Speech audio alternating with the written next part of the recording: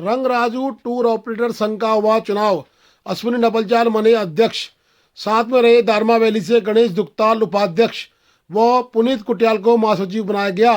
रंग संस्था के अध्यक्ष दीपक रोंकली की अध्यक्षता में उक्त कार्यक्रम हुआ, जिसमें पूर्व नगर पालिका के अध्यक्ष अशोक सिंह नबियाल, कृष्णा गर्ब्याल व अन्य गणमान्य नागरिक उपस्थित रहे।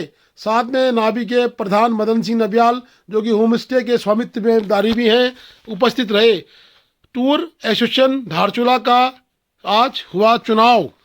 जो कि बहुत मेरे ख्याल से सबसे ज़्यादा अनुभव टूरिज्म सेक्टर में उनका ही होगा। श्री लक्ष्मण सिंह कुटियाल जी आपके संरक्षक के रूप में आप मनोनीत हुए, और ऐसे ही श्री हरीश कुटियाल जी जो भी यहाँ पे उपस्थित नहीं है अपने व्यक्तिगत कार्य से, वो भी संरक्षक के रूप में मनोनीत हुए हैं।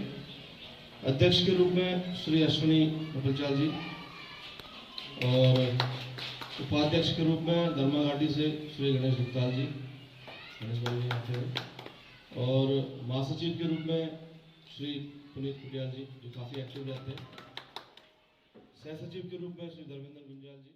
तो आपसे मैं निवेदन करना चाहता हूँ कि आपका सुझाव और आपका आशीर्वाद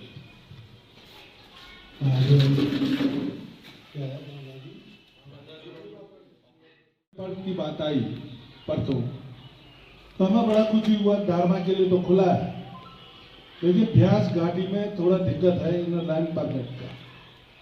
उसके लिए भी विदेशी आए हमारे यहाँ पर्यटन, इनर लाइन को वहीं रहने दिया जाए, लेकिन उनको परमिशन मिले, इसके लिए भी आप लोग को प्रयास करना चाहिए। क्योंकि सुनर लेपर्ड की बात जहाँ है, तो ये पूरे भारत देश में 2-3 जगह पाया जाता है, और यहाँ दारमा में, चौदास में सबसे अधिक पाया जाता है। हम लोग को पता ही नहीं सुनर लेपर्ड क्या है या कॉमन लेपर्ड क्या है या नावर है। एक अलग तरीके का जानवर है, जंगली जानवर। याफो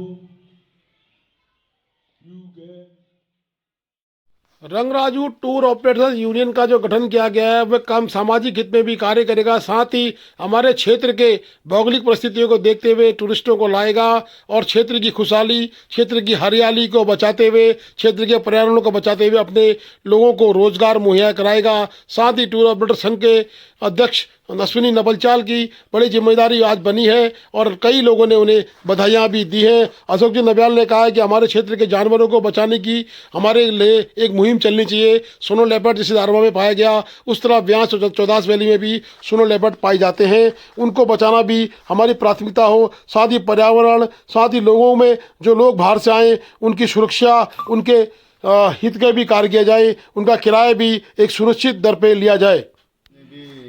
दारमा, व्यास और चौदास वैली के टूर ऑपरेटर्स हैं, इन्होंने एक यूनियन बनाया है। उसका नाम रंगराजू टूरिस्ट ऑर्गेनाइजेशन करके रखा है, और इसकी जिम्मेदारी प्रथम मुझे अध्यक्ष के रूप में दी गई है। इसका मैं भी सभी जितने भी ऑपरेटर्स लोग हैं उनसे धन्यवाद चाहता हूँ कि उन्होंने मुझे वो दिया है। लेकिन हमारा मेन संगठन बनाने का ये उद्देश्य ये था कि जो हमारी जो पहाड़ों की जवानी है, इसको हमने बरकरार रखनी है, इसे हमने ख़त्म नहीं होने देना है। क्योंकि जो अभी चल रहा है कि पलायन चल रहा है और बेरोज़गारी चल रही है, इसी के देखते हुए हम लोगों ने इसका गठन किया है कि यहाँ के जितने भी लोग हैं, बेरोज़गार लोग हैं, इनको रोज़गार मिले, या कोई ऑपरेटर के रूप में, टैक्सी चालक के रूप में, होम स्टे के रूप में या गाइड के रूप में, कि यहाँ के लोगों को रोज़गार मिले। यही हमारी प्राथमिक उद्देश्य है। इसीलिए हमने इसका गठन किया है। और हम ये भी चाह रहे हैं कि जो सीमांत के हम पहरी हैं, यहाँ से हम बाहर ना जाएं, और यहीं अपना रोज़गार का नए नए अवसर जो हमें दिए गए हैं टूरिज़्म के रूप में, आदि कैलाश, ओम पर्वत, इसको हम सजो के रखें। और जो बाहर से आके यहाँ इतनी गंदगी फैलाई जा रही है और इतना हो रहा है, इकोसिस्टम बिल्कुल ख़राब हो रहा है, तो इसको भी हमने बरकरार रखना है। इसलिए हमने आज इस संगठन का गठन किया है। नमस्कार जी, मैं पुनीत कुटियाल, और मैं आप सभी को सबसे पहले जो रंगराजू टूर ऑपरेटर यूनियंस का गठन किया गया उसका उद्देश्य बताना चाहूँगा कि इसका उद्देश्य क्या है। सर्वप्रथम हमने प्राथमिकता दी है हमारे पर्यावरण को बचाने के लिए, पर्यटन को बचाना है और जो सीमांत क्षेत्र की सुरक्षा के साथ साथ जो अभी सीमांत क्षेत्र के क्षेत्रवासी जो पलायन हो रहे हैं, जो प्लेन्स की तरफ जा रहे हैं, उनको रोकना है। साथ ही जितने यहाँ पर रंग राज्यों के टूर ऑपरेटर्स हैं, होम स्टे ओनर्स हैं, टैक्सी मालिकों को साथ कोऑर्डिनेट करके एक सफल और अच्छा यात्रा कराना, यह हमारा प्राथमिकता है और हमारा ये उद्देश्य भी है। और अभी हमें यहाँ पे बहुत सारी चीज़ें हैं, बहुत डिफ़िकल्टी है। हम धीरे धीरे हर क्षेत्र में काम करेंगे और जो हमें पद दिए गए हैं पूरी जिम्मेदारी और पूरी ईमानदारी के साथ करेंगे। धन्यवाद।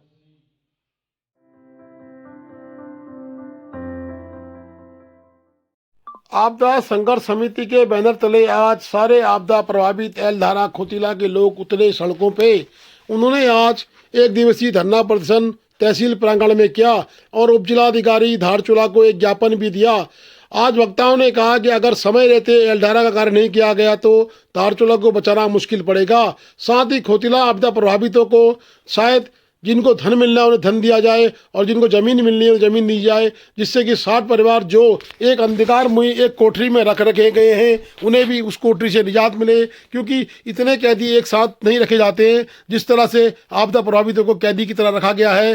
नेत्र कुंवर ने बड़ा आक्रोश व्यक्त किया और कहा कि इस तरह 60 लोगों को एक ही हॉल में ठूसना कहीं ना कहीं मानवता की हत्या करना है, जो कि प्रशासन कर रहा है। और प्रशासन को चेताया है कि उन्होंने कि अगर तत्काल कार्य नहीं हुआ तो 1 तारीख से जन आंदोलन चला जाएगा और सबसे जनसंपर्क करके एक बड़ा बृहत आंदोलन धारचूला में देखने को मिलेगा। हमने यहाँ धरना प्रदर्शन भी किया और एक बार हमने एलधारी में हमने जाम भी लगाया, NH का जाम भी किया। उसके बाद जो अधिकारियों ने जो हमको आश्वासन दिया, उस आश्वासन के साथ उन्होंने टेंडर कॉल कर दिए। टेंडर कॉल पिछले माह जो है जनवरी में आपके जो है मैं ये कहूँगा कि अभी तक काम तो कुछ हुआ नहीं है कारखाने में, और आपदा पीड़ितों को जो मानक के अनुसार मुआवजा देना चाहिए वो भी नहीं दिया गया। और किराए की बात करें तो हम लोग तो खुद किराए पे रह रहे हैं, न किराया दिया गया है। जो अलग अलग मुआवजा क्या देंगे?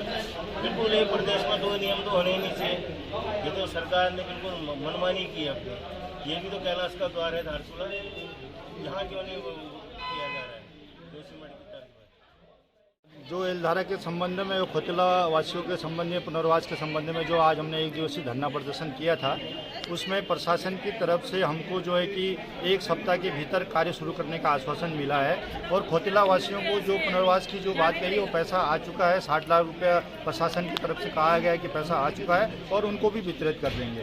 तो हमने प्रशासन से कहा है, सख्त लहजे में हम इस बात को चेता देना चाहते हैं कि 1 मार्च तक अगर काम शुरू नहीं होगा, जो प्रशासन खुद अपने मुंह से कह रही है कि 1 मार्च तक हम काम शुरू कर देंगे, अगर नहीं होने की स्थिति पे हम जो है कार्यदायी संस्था की और तहसील में क्या कहते हैं तालाबंदी का कार्य करेंगे। और अगर ये नहीं मानेंगे तो हम चक्का जाम और बाजार बंद और तमाम जो उग्र आंदोलन है वो करने के लिए मजबूर रहेंगे। ये हमने प्रशासन को चेता दिया है।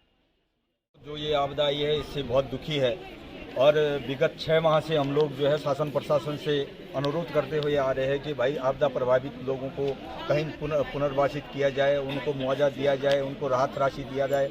और इसी संदर्भ में 29 जुलाई और 9 सितंबर को जो हमारे मल्ली बाजार के व्यापारी, अति प्रभावित व्यापारी को अति नुकसान हुआ था, उसके संदर्भ में भी हमने शासन प्रशासन को इसकी लिस्ट दी थी।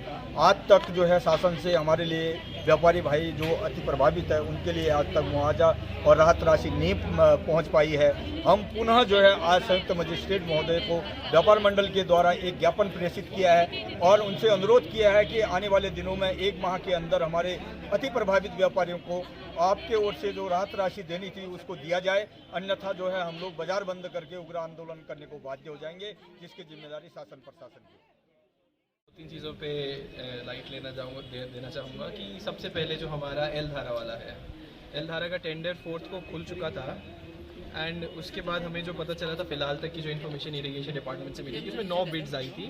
तो वो सब बिड्स वगैरह सब वेरीफाई हो चुकी है, सीए से वेरीफाई हो चुकी थी। उसमें थोड़ा समय लगा क्योंकि 20 करोड़ की बिड्स थी, 9 लोगों ने डाला था उसमें, तो उनके अकाउंट्स वगैरह सब चेक करने में थोड़ा समय उसमें लग गया। अभी मेरी इरिगेशन एससी साहब के सामने, इनके सामने ही बात हुई है। उन्होंने मुझे ये बताया है कि परसों अवार्ड हो जाएगा। उन्होंने मुझे बताया कि अगले 2-3 दिन में काम शुरू हो जाएगा। मैं आपको आश्वासन दूंगा कि अगले 8-9 दिनों में काम शुरू हो जाएगा, जो मुझे लगता है 2-3 दिन में कोई काम ऐसे नहीं हो सकता। 8-9 दिनों के अंदर काम शुरू हो जाना चाहिए। फिलहाल की जो एससी इरिगेशन जो उनके हेड है यहाँ पे, जो उन्होंने बताया, तो ये हो गया एल धारा का फिलहाल। और उसमें मैं इतना इंश्योर करूँगा कि आप लोगों को भी इन्वॉल्व रहेंगे, मैं खुद भी रहूँगा कि काम समय अंतर्गत हो, क्योंकि हमें भी पता है कि अगर मई एंड तक काम नहीं हुआ तो फिर उस काम का फ़ायदा नहीं रहेगा। तो हम भी ट्राई करेंगे कि जितनी भी डेडलाइन हो उसको पूरा मतलब फॉलो करे कॉन्ट्रैक्टर जो भी आएगा। नेक्स्ट आता है आपका खोतिला वाला। खोतिला वाला जो 15 परिवार थे जिनका हम भेज चुके थे, जिनकी भूमि थी, उनका कल ही पैसा आ चुका है 60 लाख करीबन, तो उनको हम 2-3 दिनों में वितरित भी कर देंगे। तो पहले 15 परिवार का हो गया, बाकी बचते जो पात्र परिवार सिर्फ 30 थे, उसमें कुछ लोग अपात्र हैं जो विस्थापन की जो हमारी नीति है उसमें नहीं आते हैं, उनके लिए तो फिलहाल हम देख रहे हैं कैसे मदद कर सकते हैं, हम क्या करेंगे उसके लिए भी हम सोच रहे हैं। बट जो पात्र 15 परिवार थे उनका पैसा 2 दिनों में वितरित हो जाएगा, उन्होंने घर भी बनाना शुरू कर दिया। बाकी जो बचे 15, वो सिर्फ क्वेश्चन यही आ जाता है कि ज़मीन की बात आ जाती है, ज़मीन चाहिए उन्हें। 1 लाख अगर वो लेने को रेडी होते तो 1 लाख उनको आज की डेट उनको 1 लाख के साथ मतलब टोटल 5,25,000 आज मिल जाते हैं। बट क्योंकि वो 1 लाख लेना नहीं चाहते, इसीलिए हम भी अटके हैं कि यहाँ पे धारचूला में आप लोग सभी रहते हैं, यहाँ पे कहीं भी ज़मीन अगर आप लोगों को लगता है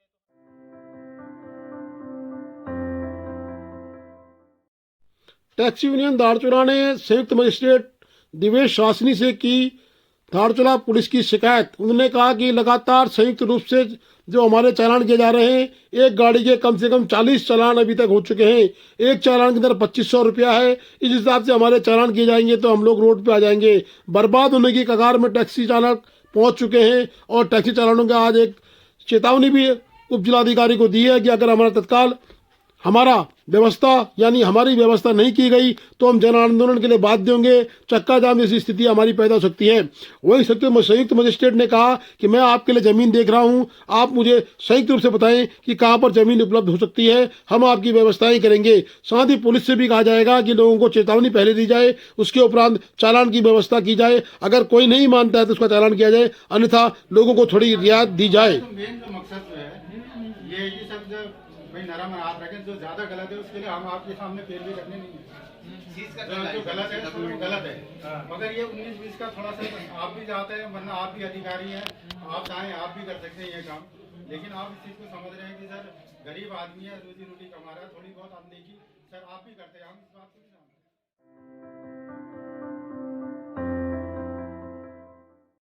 धारचूला के मैथिली जूनियर हाई स्कूल में 75 बच्चों में एक अध्यापक। बड़ी विडंबना है कि 75 बच्चों को एक अध्यापक पढ़ा रहा है। हाई स्कूल तक के विद्यालय में ऐसी स्थिति है। सरकार का कहीं ना कहीं इस सीमांत क्षेत्र की अनदेखी का मामला लेकर आज एसएमसी के अध्यक्ष संयुक्त मजिस्ट्रेट धारचूला के पास पहुंचे और उन्होंने मांग की कि हमारे विद्यालय में अध्यापक दिया जाए जिससे कि 75 बच्चों का भविष्य बच सके। एसडीएम साहब ने निकाल के लिए लिख दिया है, पता नहीं अब इसमें नियुक्ति होती नहीं होती उसका पता नहीं। कि हम स्कूल के बच्चे जो हमारे मैथिली स्कूल में 70-75 बच्चे पढ़ते हैं सर हमारे यहाँ। जो हमारे यहाँ एक ही शिक्षक है सर, एक ही वो मैडम है सरिता नेगी जी, वही है टीचर। और उसके अलावा हमने कितनी टीचरों की मांग करी तो हमारे वहाँ टीचर जो है आ ही नहीं रहे सर। तो हमने सीओ सर के पास भी भेजा और सर या खंडे सर के पास भी भेजा, अब किसने भेजा। और आज हमने बोला कि सर क्या बताइए टीचर की नई नियुक्ति निकल गई, इसमें क्या बता एक आज हमें मिल जाए। कि हमें एजेंट साहब के पास आए सर, अपना विज्ञापन भी।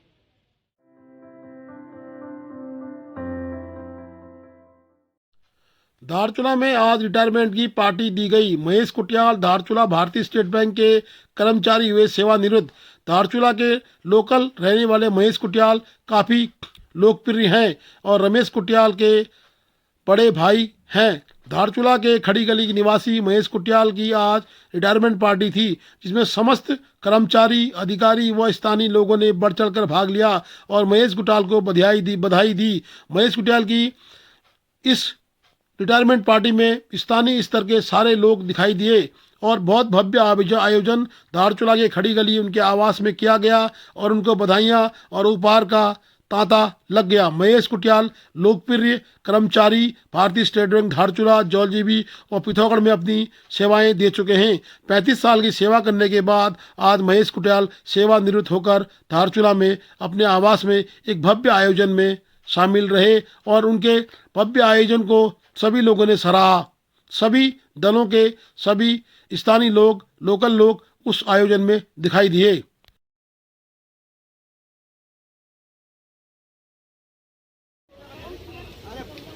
कोई नहीं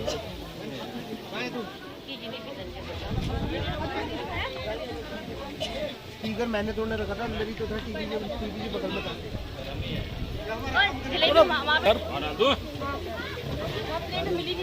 कल आ रहा हूँ। जलेबी मोटा क्यों कर रहे हो यार साहब? जलेबी मोटा क्यों कर रहे हो यार साहब यार?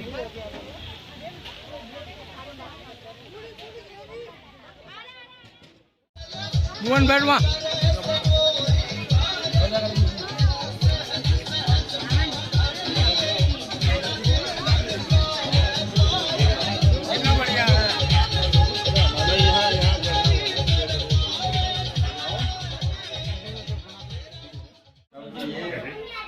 ये नई लाइफ शुरू हो रहा है। जिंदगी के करीब 35 साल जो है हम अपनी सर्विस गुजारने के बाद अब मैं तो जिंदगी की जो सेकंड पारी शुरुआत कर रहा हूँ वो बड़े सुकून के साथ बिताऊंगा। बाकी सब आप लोगों की आप लोगों का जो कामनाएं हैं मेरे साथ पेरेंट्स को, मेरे भाई को एक आशीर्वाद है। Please do like, share and subscribe DCL News.